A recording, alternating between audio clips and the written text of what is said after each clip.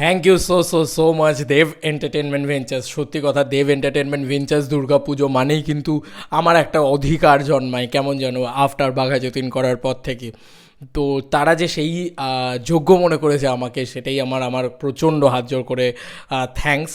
তো বলছি একটা একটা করে। প্রথমত টেক্কার যে প্রথম গান আজকে রিলিজ হতে চলেছে, সেই গানটা কিন্তু কেউ সকালে আশা করে বসে দেখো না যে সকালে আসবে। অলমোস্ট ধরে রাখো 3:30 4টে, ঠিক আছে, 3:30 4টে নাগাদ ধরে রাখো যে গানটা কিন্তু ড্রপ করা হবে, ঠিক আছে।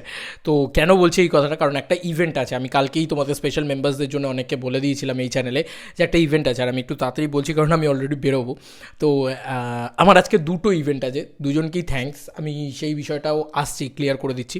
প্রথমত বলি, দেব এন্টারটেনমেন্ট ভেঞ্চার্সকে অসংখ্য ধন্যবাদ যে আমাকে এই স্পেশাল ইভেন্টটা, মানে এটা একটা ক্লোজ ডোর ইভেন্ট শুধুমাত্র মিডিয়াদের জন্যই, তো সেখানে আমাকে জায়গা করে দেওয়ার জন্য। এবং বিশ্বাস করবে না, টিম দেব এন্টারটেনমেন্ট ভেঞ্চার্স প্রচণ্ড বিজি হয়ে রয়েছে, তারাও নানান জায়গায় রয়েছে, তারপরেও যে আমাকে এই কার্ডটি পাঠিয়েছে, এটাই আমার কাছে অনেক অনেক পাওনার। আমার ভীষণ ভীষণ ভীষণ কী বলবো, একটা ভালোবাসার।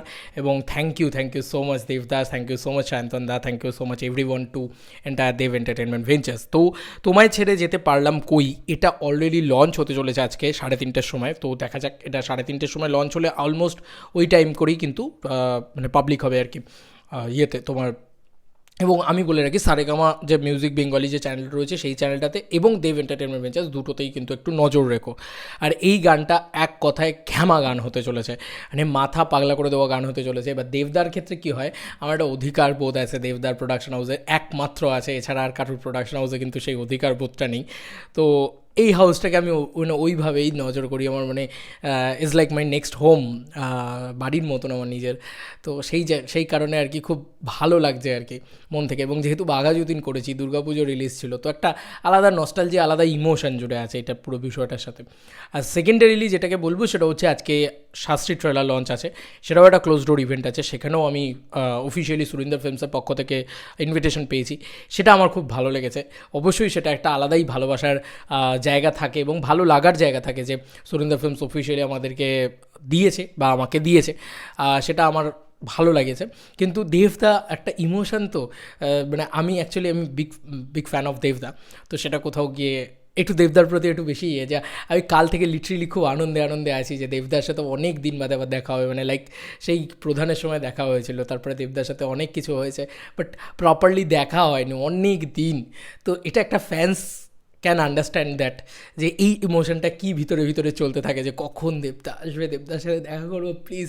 আর অনেকে অনেক রকম জিনিসপত্র আমাকে হয়তো এখন বলতে পারে যে তুমি দেবদার সাথে একটা ভালো করে ছবি তুলো, তুমি দেবদাকে একটা প্রপারলি বাইট নিও বা ইন্টারভিউ নিও।